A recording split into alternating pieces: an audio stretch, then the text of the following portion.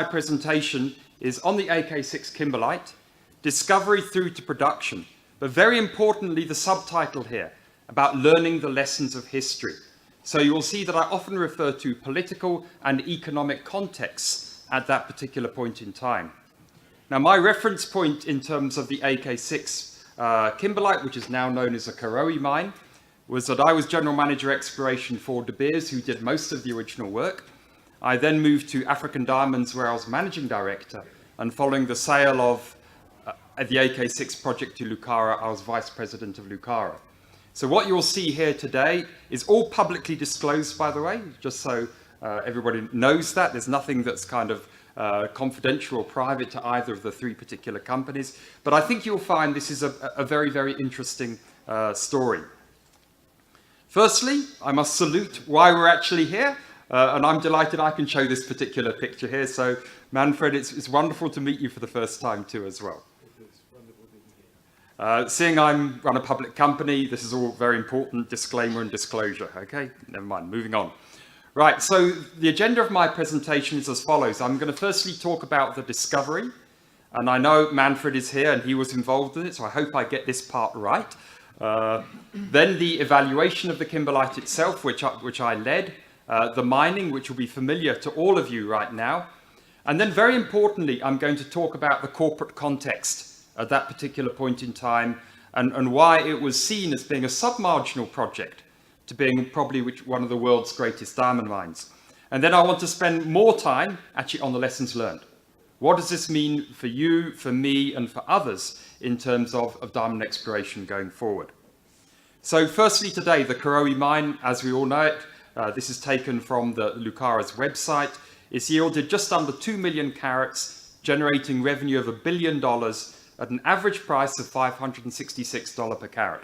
So if you remember anything from this side, please just remember $566 a carat. Not only that, but it's famous for its absolutely fabulous Type 2 diamonds. In particular, the Laseri La Rona, which is the second largest diamond ever found. Please also remember the point about Type 2 diamonds, because it's going to come back time and time again throughout the project itself. So where are we? We're in the Orapa province of kimberlites. The Orapa province of kimberlites is probably one of the most prodigious in terms of diamonds and diamond mines in the world. There are 85 kimberlites in the province, with 8 having been or are mines, and of course the world-class Orapa mine, which is the world's largest tier 1 diamond mine at 118 hectares. Of course, it's not the world's largest diamond mine. That belongs to Petra and Mordui. We're celebrating 50 years of diamond exploration history here in Botswana too. And this is also the theme of the International Kimberlite Conference, of which I borrowed this slide. But maybe some of you don't know, but diamonds actually took place, the looking for diamonds, the exploration for diamonds took place well before that. And I'd just like to read this quote. I don't often like to read from a slide, but I'd like to read this one from a chap called W.J. Makin across the Kalahari Desert in 1929. Diamonds were the obsession of this old prospector. He clasped his glass of Cape Brandy in his sunburnt and calloused hand and told me of a mythical diamond field in the Kalahari that would make Kimberley seem an absurd little pothole. And how true Mr. W.J. Makin was.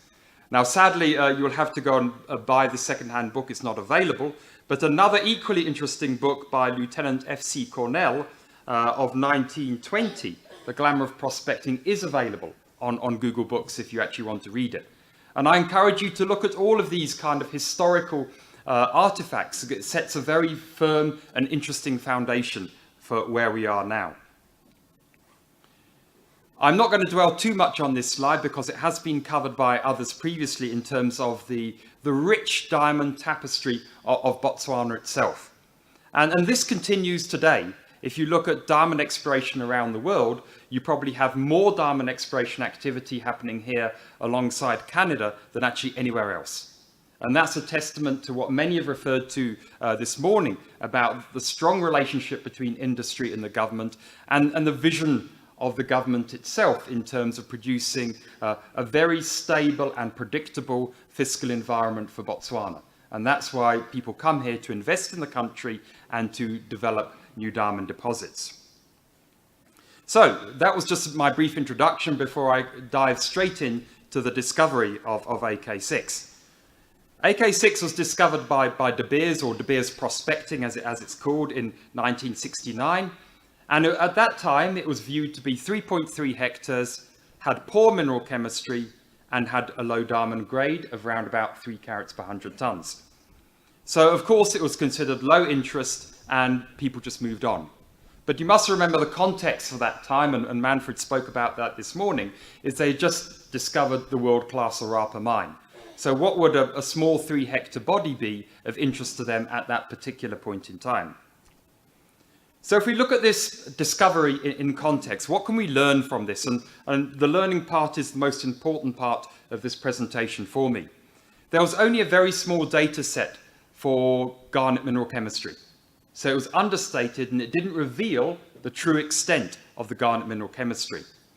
The extent of the basalt breccia was poorly understood due to limited drilling, and therefore the kimberlite was undersampled. And the point number 4, which I'm going to return to time and time again, because it's something that we're still learning, is that there was excessive diamond breakage through the drilling and bulk sampling process. So people walked away from it. One must also remember at that time, in the 1970s and 80s, and I'm not sure how many of you know, many of you wouldn't have been here at the 1970s and 80s, but at that time there was economic stagflation in the world. High inflation, slow growth, high unemployment. There was a major stock exchange crash during 1973 and 74. The Dow Jones lost 45%.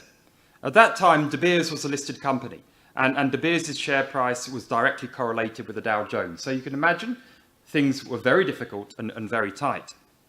And at the same time of that, there were the fantastic discoveries of Orapa, Letlhakane, and Jwaneng. So you can imagine the directors of De Beers at that time, that their exploration geologists were really producing the goods, but they were not selling the diamonds.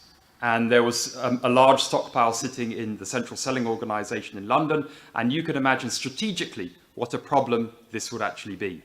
So it's important to bear this in mind and look through this particular lens when you look at the discovery of AK6 in the late 60s. In the early 2000s, I call this the second generation of exploration technology. Debot went and had another good look at many of the older discoveries in the Orapa region. And this included AK6. It was chiefly assessed using, at that time, groundbreaking geophysical technology. And this illustrated the pipe was not 3.3 hectares, but in fact 9.5 hectares. And because of this immediately triggered what we call an evaluation program. And this evaluation program forms the next part of my presentation. The first phase of the evaluation program was 100-ton samples. And this was very, very common in all the kimberlites which had grown due to their geophysical signature at that time.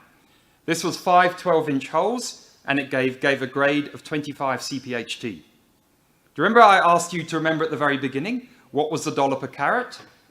500 and something, do you remember? Yes? Yeah, good. Well, look, it's now $124 a carat in the very first phase.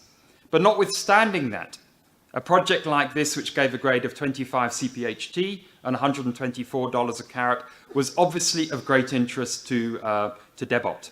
And that progressed immediately into an evaluation program. The first phase of the evaluation program was to define an inferred mineral resource and to try and fast track this and do economic studies at the same time. And I'm going to give you a brief slide on the economic studies momentarily.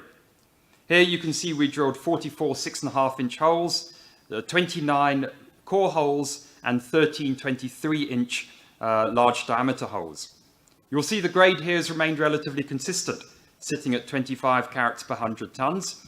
And because at that time, the company was in a joint venture with African Diamonds, and I'm going to touch on the corporate side later, one had to deliver an indicated resource. And an indicated resource is something in which you can put into a feasibility study, which then becomes bankable, so you can raise project finance against this.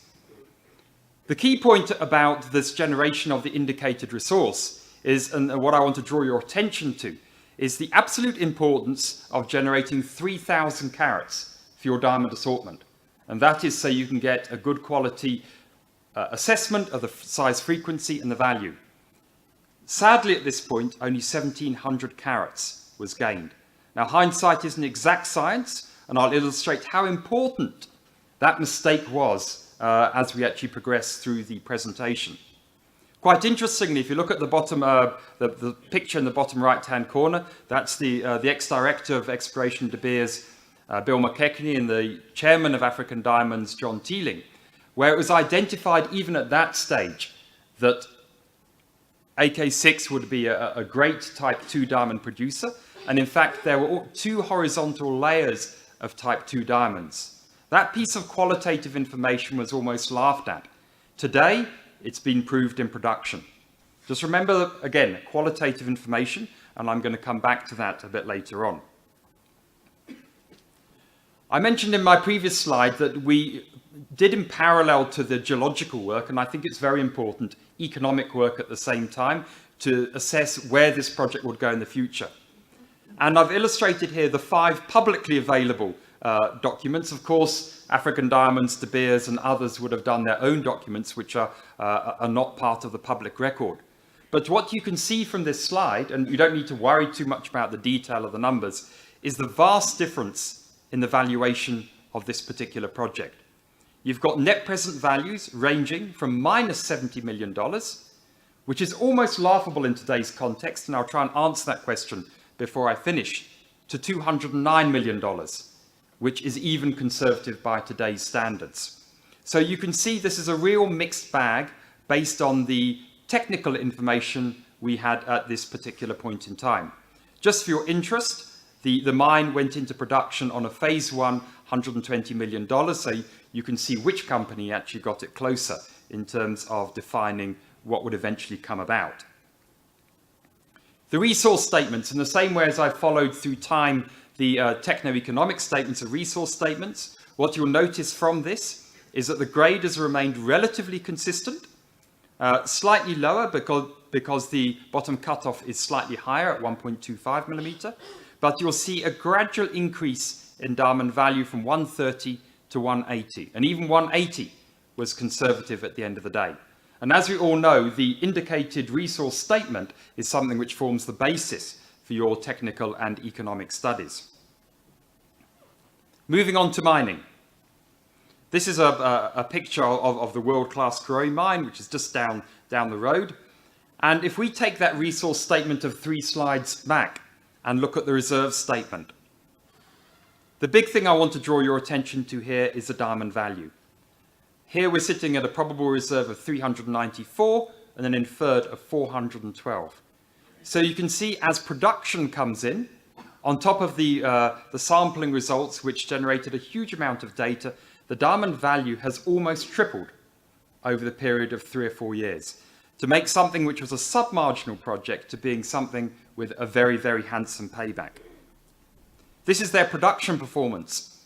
So in addition to a much higher than average dollar per carat, consistent grades and consistent volumes, they produce the most magnificent large stones, which were qualitatively identified by De Beers right back in the inferred resource stages. So I'm going to jump now onto the corporate context behind the time, because I think it then sets the scene to merge the technical stuff with the corporate stuff in terms of the lessons learned. AK6 formed part of the Boteti joint venture, and the idea behind this joint venture, which was a joint venture between De Beers and African Diamonds, was that De Beers would put in their ground, African Diamonds would put in their ground, De Beers would be the operator, and with that, it would be a 51-49.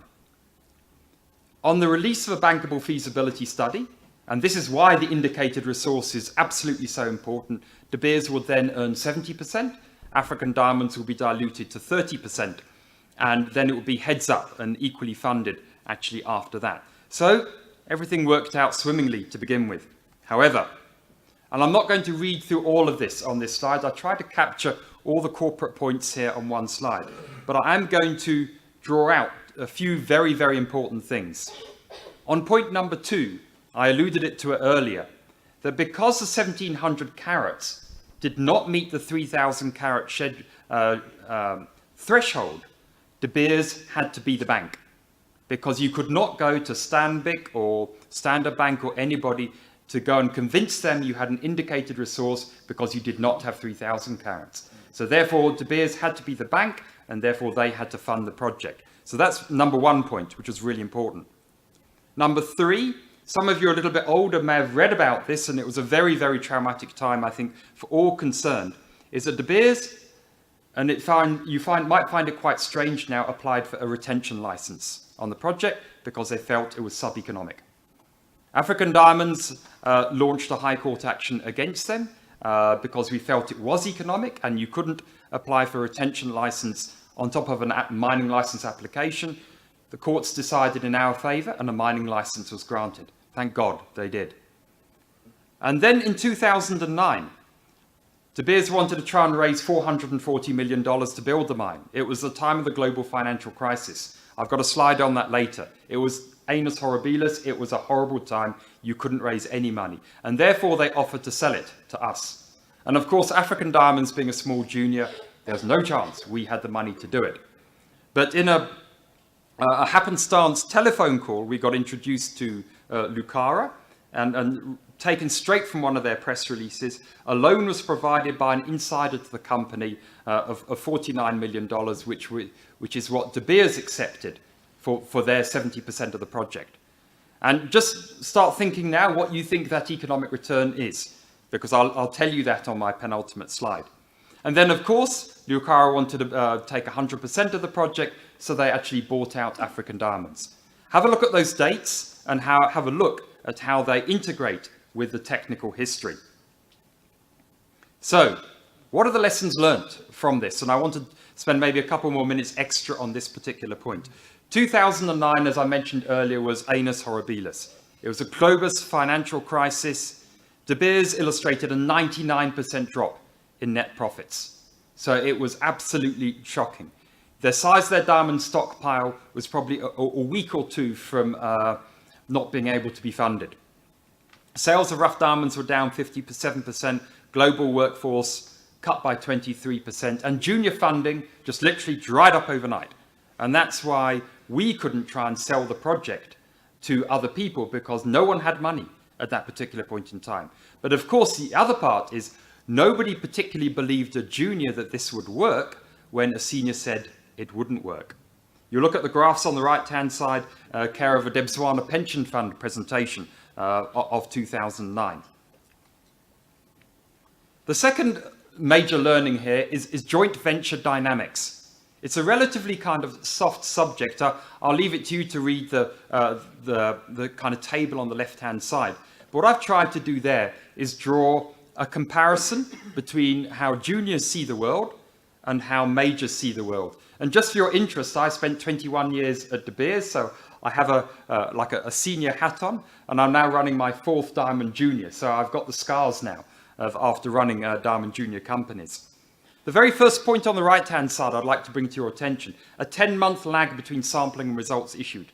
You can't work like that in a junior company. With a large company, it's okay, because you've got a strategy and a very long-term plan. The joint venture agreement was signed before the release of the first bulk sampling results. That's a very, very interesting point. De Beers could draw on their reserves for funding. African Diamonds had to go to the share market to raise money from an equity perspective. And therefore, there was a substantial difference in risk, plant design, capital estimates, approach to financing, hurdle rates, decision processes, i.e. everything. A fundamental difference, notwithstanding the perspective that both African Diamonds and De Beers had very strong technical teams at that time. What I think was also a very, very important part of why Lucara is here today as well is that African Diamonds was not only listed on the London AIM market, but was listed on the Botswana Stock Exchange as well. And roughly 20% of African Diamonds shareholders were local citizens. And I think that's what turned this project from a retention license to becoming a mining license. And it just shows how important it is to try and raise your money in the country in which you're doing your business.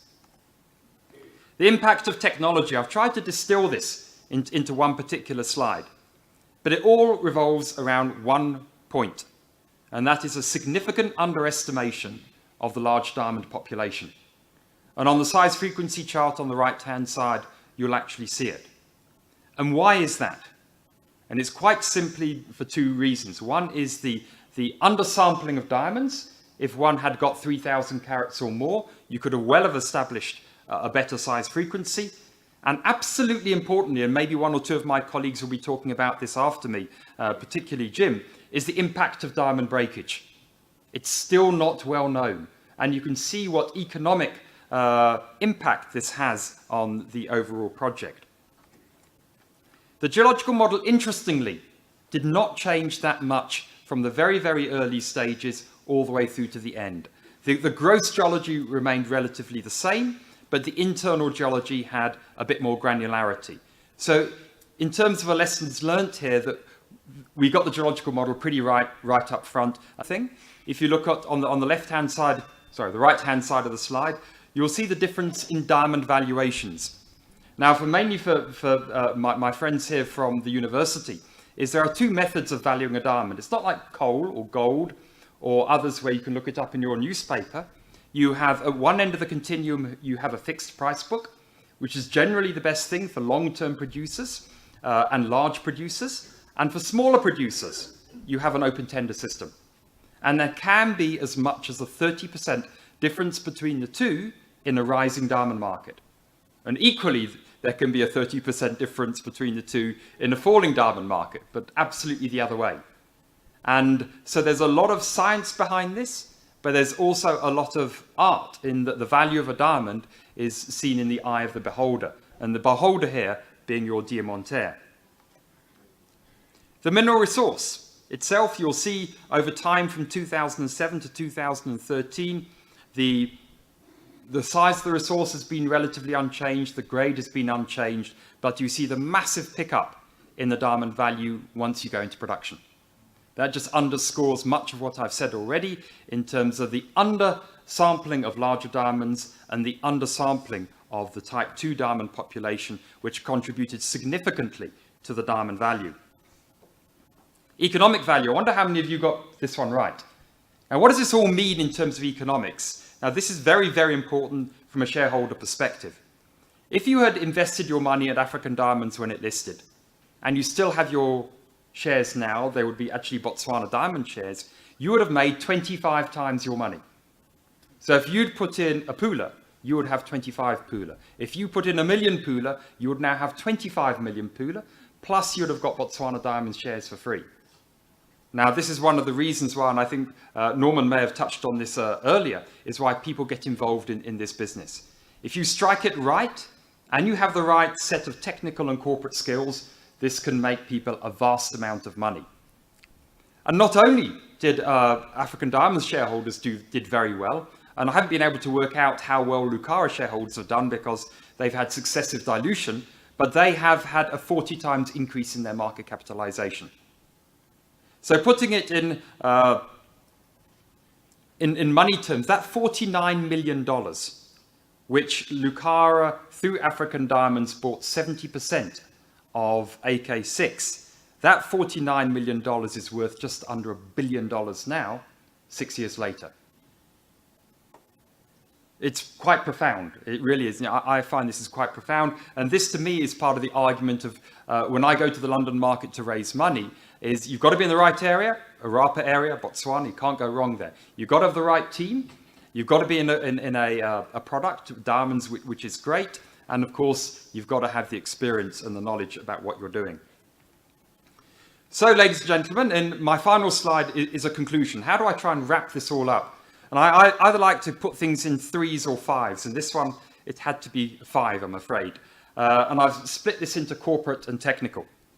The first point here is a different and contrasting strategy, corporate and financial agendas between De Beers and African Diamonds. They had different risk appetites, different ways of raising money, different approaches to mine development. Very, very different. And it's a fundamental challenge for majors who deal with juniors. The second part, and this goes in almost every business, cash is king. The insider to Lucara was able to fork out of his own money the $49 million at the bottom of the market to take the investment out of De Beers. De Beers did not believe it. But this man has made a fortune because he invests in people, and there was relatively little due diligence. I hope there are no lawyers and accountants here. He believes in the track record of the people who did the work, and he's made a phenomenal amount of money through this whole process. Different diamond pricing methodologies has a huge impact too as well. As I mentioned, there is a big difference between fixed pricing and the open tender system. And then from a technical perspective, I've mentioned this time and again, but it's a very important point to repeat, is there was a too small a bulk sample to begin with, and this led to deficiencies in the size frequency distribution and value modeling, and in particular, the poor understanding around diamond breakage. And let me say, the poor understanding around diamond breakage continues today. We know a lot more, but there is a huge amount more we still need to learn. And finally, and I think Manfred mentioned this as well about don't just look at computers. Go out to the ground, do ground truthing. The original workers there did not take into account qualitative information. If you couldn't put it into a computer and you couldn't model it, you couldn't use it. And I go back to the comment I made about a doctor of geology identifying these two significant layers of type 2 diamonds in AK6. And I also go back to, and I haven't mentioned this one, is that we reconstituted those type 2 diamonds because our top cutoff was 12 millimeters. So we knew as project managers at De Beers, and I have my De Beers hat on now, that it was going to produce large, high quality type 2 diamonds, but it couldn't be modeled and therefore it was ignored. So that qualitative information, that gut feel, that instinct is absolutely critical in terms of the development of a project. So there we are, ladies and gentlemen. Thank you very much indeed for your time, and I hope you've enjoyed a brief story of AK6, now the world-class Karowe Mine.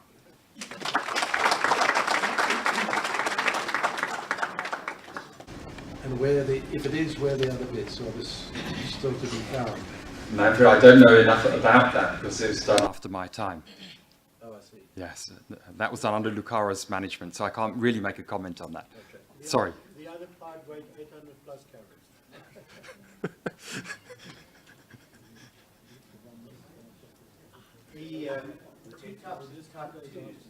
The two types of type 2 diamonds, is that the blue and the white? Or They're mainly type 2A diamonds here. you said there were two varieties of type. Sorry, there are two layers of diamonds which were noted in the kimberlite pipe when we did the diamond layout. Right. So, horizontal layers going across the pipe, in particular the southern lobe. And Dr. Roby actually identified that, and that's actually come to pass in production. We got time for another one? James, I'm not sure whether this is a question or a comment or a contribution to the challenges of these big diamond deposits. And I think I'll talk more to let's say than Karowe, because I know let's say from the Beers days, and I know let's say in its new life under Gem Mining. So I was involved, apart from working with De Beers at let's say in the 70s, I was involved in a technical team for Gem Diamonds at the time they bought let's say from JCI. Now, at that time, they had in the database the De Beers production records from the 1970s and early 1980s. The value side of that is irrelevant because of the dating, but the size frequency was very relevant. And they also had the benefit of 2 years of production under the JCI ownership. That then is a stronger size frequency distribution and the relatively current sales prices. All of that information went into modelling, if you like, an opinion on a value to bid in that bid process. And we all got it wrong. I think there were 5 or 6 bidders in a week, all came up with a similar number, but it proved to be dramatically wrong.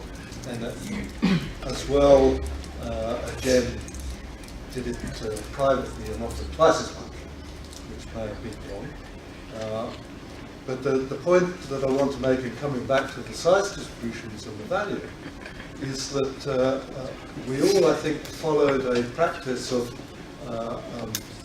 capping the value of the big stones beyond 10 or 100 carats as a factor of practicality in terms of computer models.